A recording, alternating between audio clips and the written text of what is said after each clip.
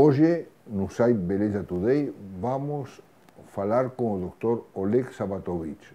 O Dr. Oleg Sabatovich é dermatologista e cirurgião plástico.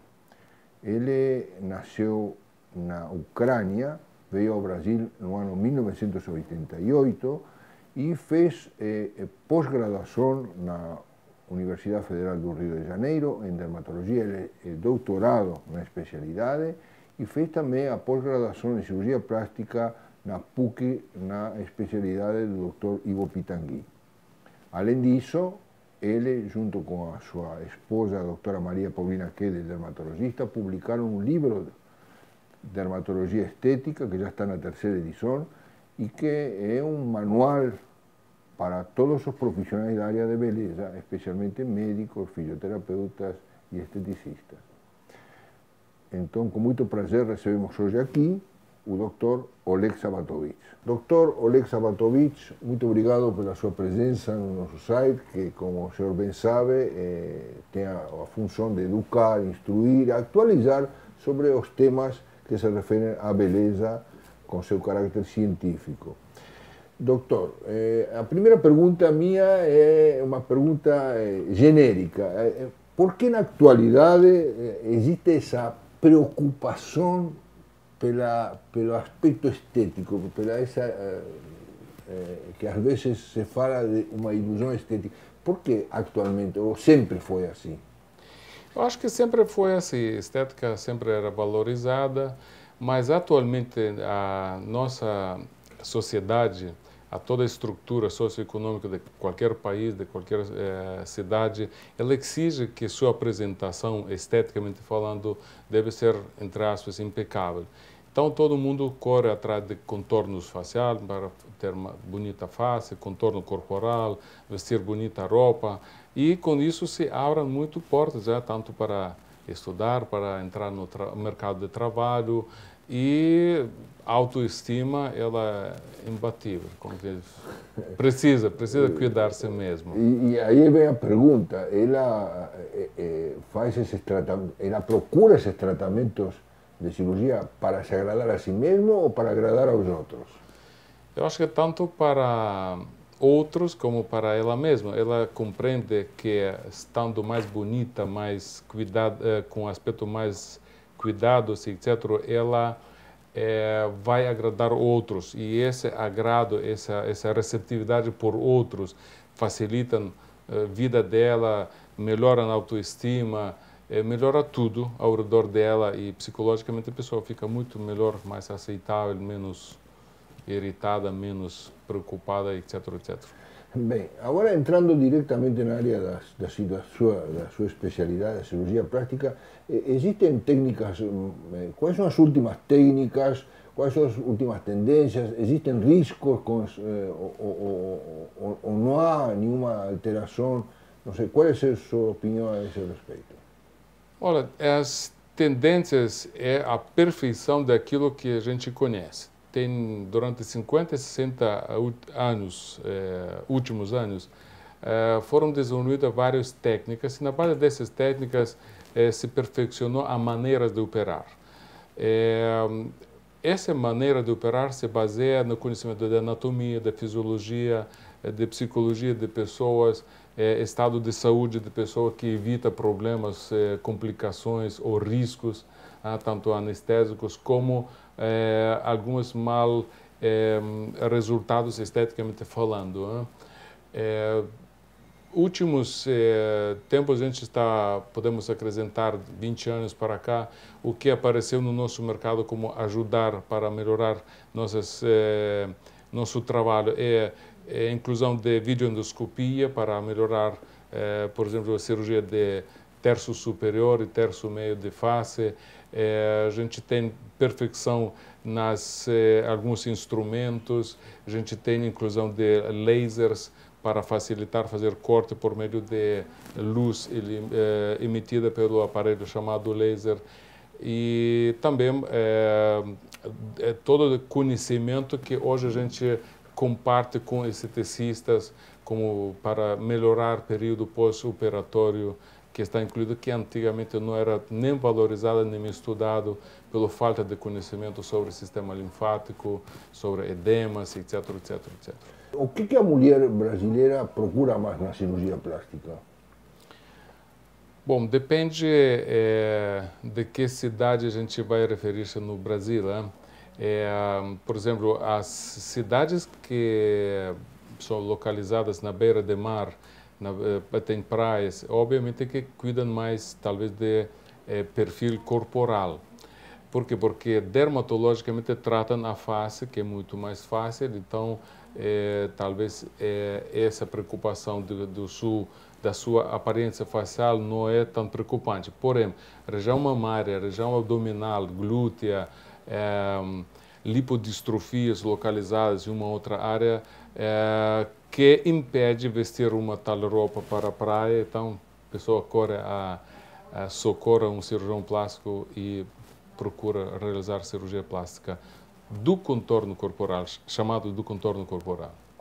Muito bem. Agora, especificamente falando, por exemplo, dos implantes mamários, né? Hoje é absolutamente seguro os implantes, não existe praticamente. Antigamente se tinha um temor, hoje já os implantes são feitos com a máxima... Cada vez a indústria perfecciona a metodologia para fazer, vamos dizer, produzir um implante mamário, glúteo, braço, etc. Aqui podemos mostrar implantes. Esse é em caso texturizada, textura microtexturizada.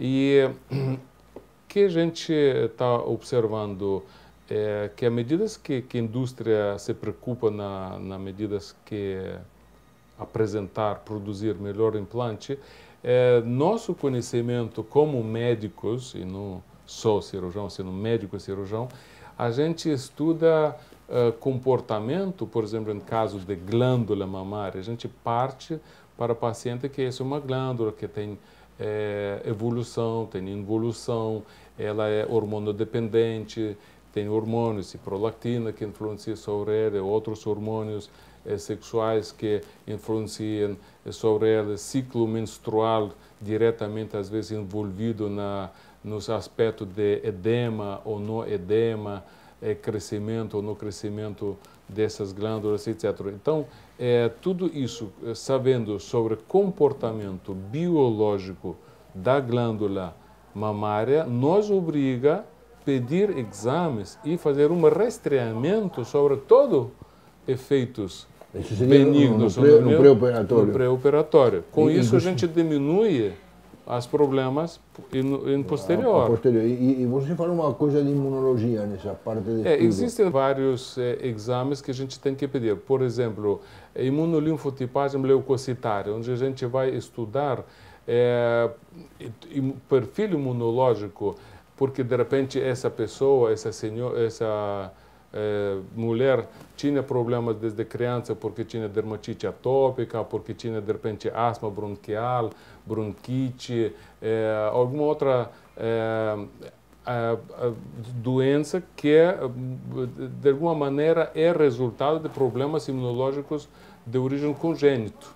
Então você vai ver quanto que ela tem imunoglobulina E, A, G, M, complemento C3, C4, quanto ela tem, por exemplo, linfócitos B, linfócito T helper, quanto que ela tem proteína C reativa, fatores antinucleares, etc. Então, esses todos os exames, mais perfil hormonal, vai facilitar para entender se essa glândula está ou não está, ou pode estar envolvida em algum processo que de repente vai dar um problema futuramente, como encapsulamento ou algum outro tipo de problemas decorrentes desse problema, etc. Então, eu acho que para que o paciente se sente segura, bem abordada, bem investigada, tem que fazer rastreamento sobre essa glândula, a parte de exames que é ultrassom, mamografia, ressonância magnética, tudo.